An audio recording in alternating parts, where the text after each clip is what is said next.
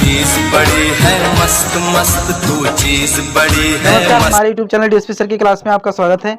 और आज आप सीखने जा रहे हैं यूज ऑफ मस्ट। अब मस्ट का प्रयोग कैसे करते हैं, मस्ट का यूज़ कहाँ पे होता है, इसका क्या नोट है, और इसमें सबसे बड़ी बात यह है कि इसमें आज आप दो सेंटेंस सीखोगे, अफर्मेटिव और नेगेटिव, और प्लस आपको इसमें रूल भी बताएंगे। तो देर किस बात की, चलिए हम वीडियो को स्टार्ट करते हैं। इससे पहले अगर हमारे यूट्यूब चैनल यानी डीएसपी सर की क्लास को अभी तक सब्सक्राइब नहीं किया है तो उसे जरूर सब्सक्राइब करेंगे, ताकि आने वाली वीडियो की नोटिफिकेशन सबसे पहले आपको मिले।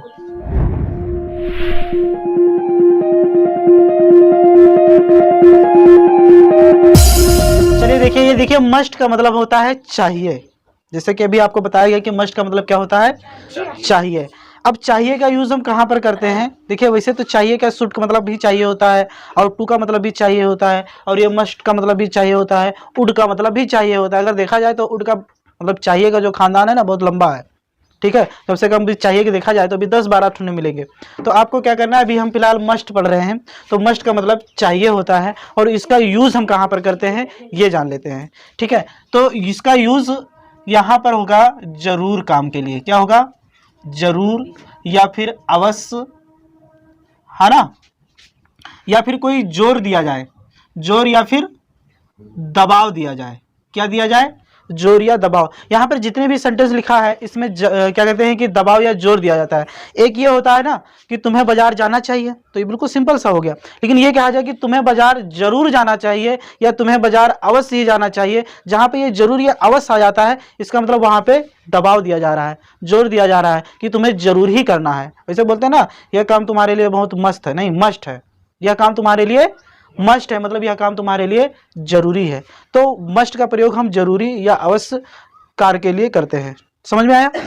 तो अब ये बात याद रखेंगे कि जो मस्ट का यूज है, जरूर या अवश्य ही या जोर या दबाव दिया जाए जिस सेंटेंस में, वहां पर हम मस्ट का ही प्रयोग करेंगे। और मस्ट लगाकर आप बहुत अच्छे अच्छे सेंटेंस, बहुत सारे सेंटेंस बना सकते हो। इसमें आप सीखोगे, एक नोट देख लेते हैं, एक लिख दे रहे हैं कि देखिए मस्ट का प्रयोग, है ना, अवश्य या जरूरी, है ना, जरूर कार्य के लिए करते हैं। यानी मस्ट का यूज जो है, क्या कहते हैं कि अवश्य या जरूरी कार्य के लिए हम करेंगे। तो आपको समझाया हमने एग्जाम्पल भी। जैसे यहाँ पे एग्जाम्पल देखो, अमन को आज आगरा जरूर जाना चाहिए। अगर मैं केवल ये कहता अमन को आगरा जाना चाहिए, तो बिल्कुल ये सिंपल हो जाता। यहाँ पर कोई दबाव नहीं दिया गया, कोई जोर नहीं दिया गया। लेकिन अगर मैं ये कहता हूँ अमन को आज आगरा जरूर जाना चाहिए, इसका मतलब मैं उस पर फोर्स कर रहा हूँ, है ना, दबाव दे रहा हूँ, उस पर जोर कर रहा हूँ कि तुम्हें आज आगरा जरूर ही जाना चाहिए, है ना, या अवश्य जाना चाहिए। तो इस तरह के सेंटेंस को हम मस्ट की सहायता से बनाएंगे। और इसका रूल देख ले रहे हैं। देखिए सबसे पहले आपको क्या लिखना है, सब्जेक्ट लिखना है। उसके बाद आपको क्या लिखना है, मस्ट लिखना है। उसके बाद आपको नॉट लगाना है। लेकिन नहीं रहेगा तो नॉट लगाना, अगर नहीं रहेगा तो नॉट नहीं लगाना, ठीक है। उसके बाद आपको लिखना है वर्ब का फर्स्ट फॉर्म, प्लस आपको लिखना है ऑब्जेक्ट, अंत में लगाना है फुल स्टॉप। इसी स्ट्रक्चर पे आप सारे सेंटेंस बनाओगे। देखिए जैसे हमारा पहला सेंटेंस है, सबसे पहले आपको देखिए लिखा है अमन को आज आगरा जरूर जाना चाहिए। अफर्मेटिव सेंटेंस है, इसमें नहीं आया है, तो इसमें हम नहीं लिखेंगे। अभी देखो कैसे, सब्जेक्ट हमारा क्या है, अमन, तो हम लिख देंगे अमन। उसके बाद मस्ट है, समझो दहेज में मिला है, इसको वैसे उतार देंगे, MUST मस्ट।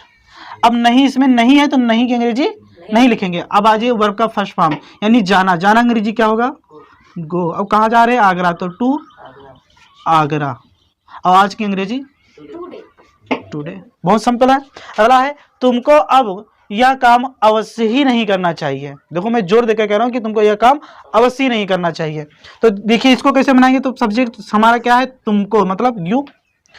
अब यहां पर क्या लगाएंगे, मस्ट। और नहीं है इसलिए हमने बताया नहीं होगा तो नॉट की अंग्रेजी लिखेंगे, अगर नहीं होगा तो नॉट की अंग्रेजी नहीं लिखेंगे। तो यहाँ पर नहीं है तो इसलिए क्या लगाएंगे, नॉट। अब करना, अब देखिए यह काम करना, तो यहाँ पर क्या होगा, करना अंग्रेजी लिखा जाएगा या नहीं लिखा जाएगा, बताओ। हाँ, यह काम नहीं करना चाहिए, तो यहाँ पर करना अंग्रेजी लिखा जाएगा।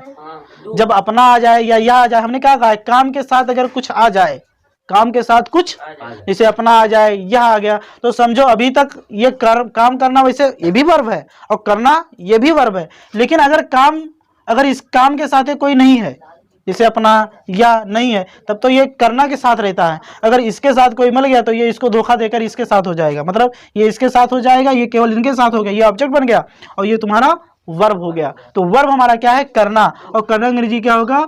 डू। अब यह काम तो दिस वर्क क्या होगा? दिस वर्क, मतलब यह काम है ना, दिस वर्क। और अब तो अब की अंग्रेजी नाउ, सिंपल है। अब देखो उनको अपना पाठ अवश्य ही पढ़ना चाहिए। एक बात और बताना चाहेंगे, यहां पर लिखा है सब्जेक्ट, क्या लिखा है? तो भले यहां पर हमें, तुम्हें, उन्हें या उसे आ जा रहा है, तो ये मत समझना कि उसे अंग्रेजी हिम लिखेंगे, उन्हें अंग्रेजी दम लिखेंगे। आपको ऑब्जेक्टिव केस नहीं लिखना है, आपको तो लिखना है सब्जेक्टिव केस, क्योंकि ये बोल रहा है ना सब्जेक्ट, और सब्जेक्ट के स्थान पर लिख रहे हो, इसलिए आपको सब्जेक्टिव केस लिखना है, ना कि ऑब्जेक्टिव केस। सोचो उन्हें अंग्रेजी तो दम होता तो दम ठोक दी, दम आपको नहीं ठोकना है, उसके आपको सब्जेक्टिव केस मतलब दे लिखना है ना। तो ये हमें, जैसे हमें अंग्रेजी क्या होता है? अस, तो आपको अस थोड़ी लिखना है, आपको सब्जेक्टिव केस वी लिखना है, इस बात का आपको ध्यान रखना है। चलिए देखते हैं। तो इसी तरह से उनको अंग्रेजी आपको नहीं लिखना, आपको लिखना है इसका सब्जेक्टिव केस, क्या होगा? दे। मस्ट को उतार देंगे, ठीक। अब इसमें नहीं है तो नहीं अंग्रेजी नहीं लिखेंगे। वर्ब क्या है? रीड, तो रीड लिख दिया। अब बचा अपना पार्ट, तो देखिए दे के अनुसार अपना अंग्रेजी क्या होगा? याद करो, देयर लेसन, ये ऐसा है, ठीक। उन्हें यहां अवश्य ही नहीं आना चाहिए। देखो जोर दिया जा रहा है, दबाव दिया जा रहा है कि उन्हें यहां अवश्य ही नहीं जाना है, उनके कोनो काम वाम यहाँ नहीं है ना, जरूरी नहीं है। तो यहां पर क्या करेंगे? उन्हें अंग्रेजी क्या होगा? देम, लेकिन आपको उस देम नहीं लिखना है, उसका सब्जेक्टिव केस क्या हो जाएगा? दे, ठीक। फिर मस्ट को आप उतार देंगे, फिर नहीं है इसलिए यहां पर नॉट भी चिपका देंगे। अब आना अंग्रेजी क्या होगा? कम, और यहां का अंग्रेजी हियर। तो इस तरह से आप मस्ट का सेंटेंस, बहुत सारे सेंटेंस अपने मन से सोच कर बनाइए। कम से कम ये हमने आपको 4 दिया है, 10 एग्जाम्पल दिया है, 10 4 14 हो गया, कम से कम 50-60 सेंटेंस बनाओ इसी तरह से, तब तो आपको ये बिल्कुल दिमाग में रट जाएगा। वैसे रट तो अभी भी गया होगा, है ना। अगर अभी तक हमारे यूट्यूब चैनल को अगर सब्सक्राइब नहीं किया तो उसे जरूर सब्सक्राइब करेंगे, ताकि इसी तरह से नई वीडियो जब भी अपलोड की जाए उसकी नोटिफिकेशन सबसे पहले आपको मिले।